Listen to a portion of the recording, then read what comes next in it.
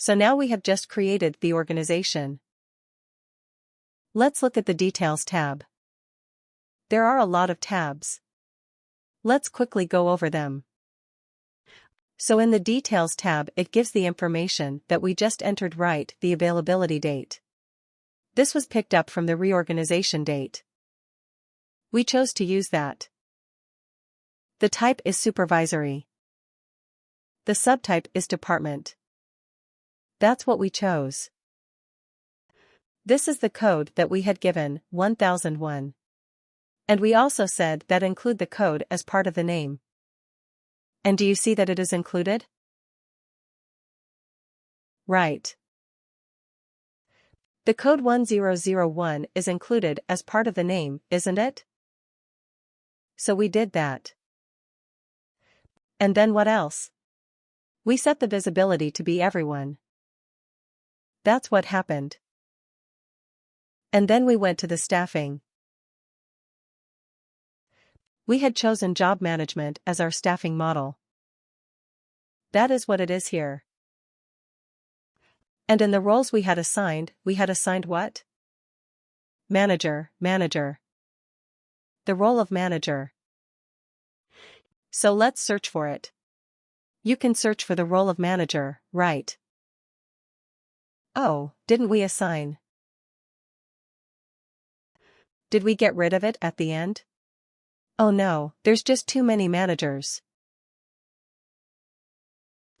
Yeah, that's what happens in a lot of the organizations, right? Too many managers. Well, it happened here as well. Too many types of managers. Let's find our manager. Here it is. Okay, let's filter it out. And we have assigned it to Logan McNeil, right? That's what has happened. And the organization assignments. We have not done anything so far, so it is all blank. Security groups. We have not done anything, all blank. So we have created our. Okay, you can also sort descending. So only the ones where you have assigned somebody. Those things will show up and then we can see. You see, manager. The manager role has been assigned to Logan McNeil. Okay. Now, this is our first organization. Do we have any members here? Who are members? No members, 0. 0 members. We haven't hired anyone yet. Right, we have just created the organization. So we have not hired anyone yet. That's why it is showing up as 0. We will hire in due course of time, but right now we are just creating the hierarchy structure. So what was the subordinate organization of XYZ Motors? So now let's try to see if we can create a top-down hierarchy structure. Yesterday you people were saying maybe a top-down hierarchical structure is easy to create, right? Let's try it out. So we have already got our first supervisory organization. Now let's go to the related actions of this particular organization. And I will scroll down to something called as reorganization. You see related actions of this reorganization. And I have a few options. Number 1, assign superior. Create subordinate.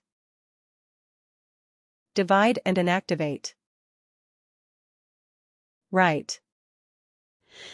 We cannot delete an organization after we have created it. We cannot delete it. We can inactivate it, okay?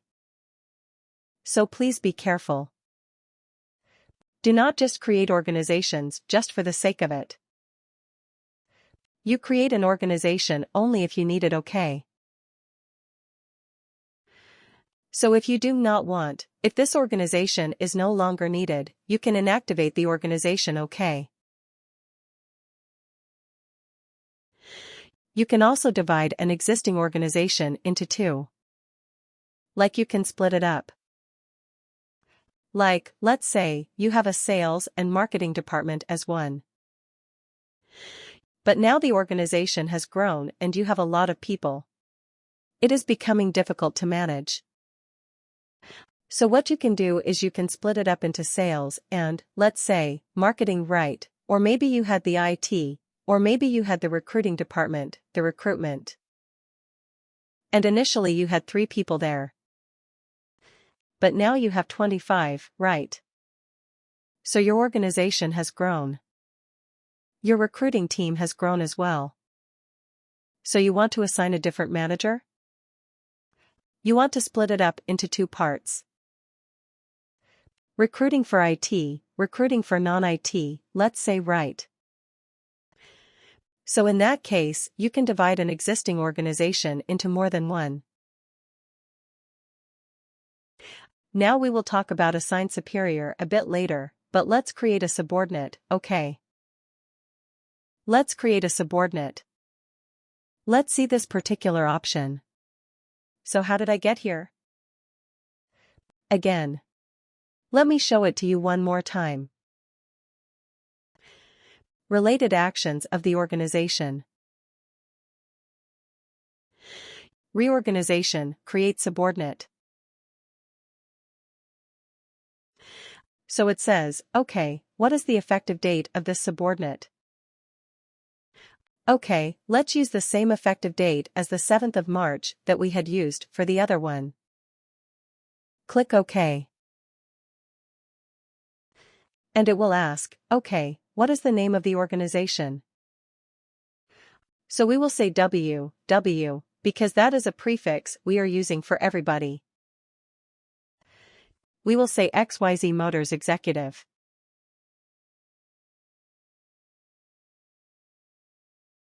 Okay. And we will say the organization code is 1002. And I will include the organization code as part of the name. And I will choose the subtype as department. Now, don't you think that the options are much less than what we saw in the previous time?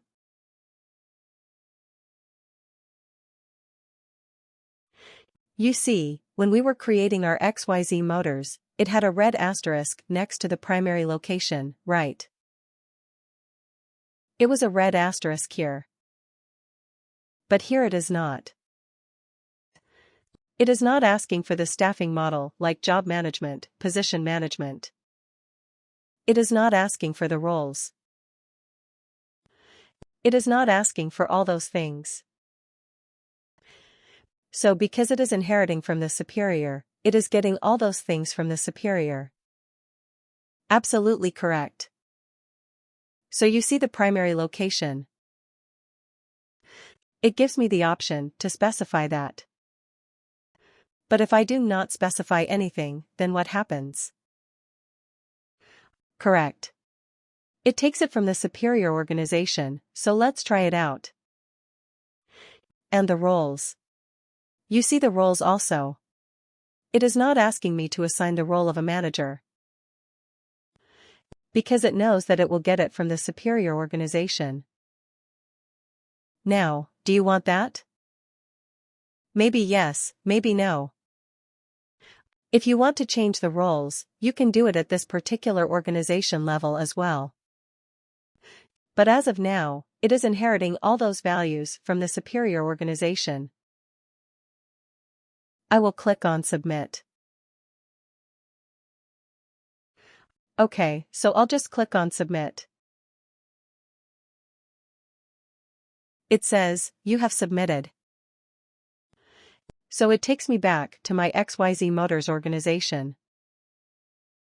And now let me show you an interesting thing. You are already seeing something here.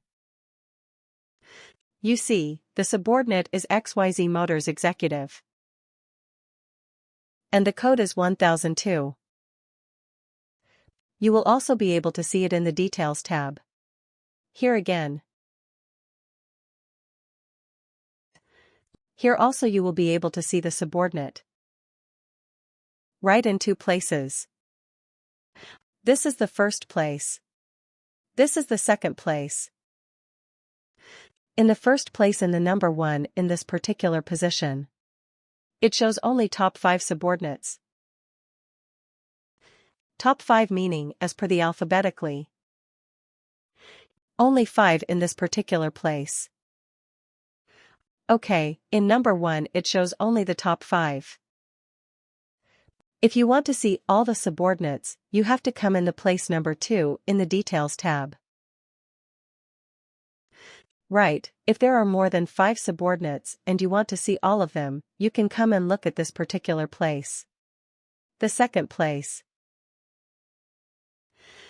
Okay, now let's go to this subordinate and let's see for ourselves what happened.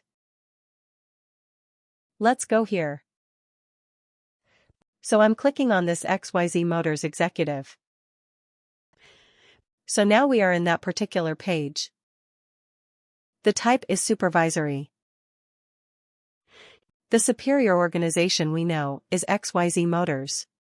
Let's look at the details. Alright, you see, primary location is Chicago and location has been inherited from the superior. Correct.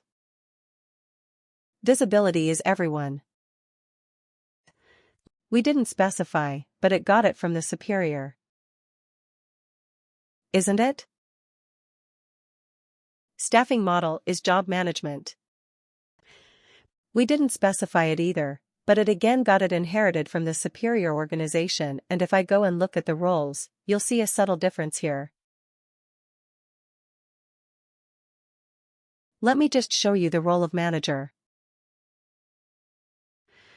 You see, the role of manager is Logan McNeil, but is it saying assigned?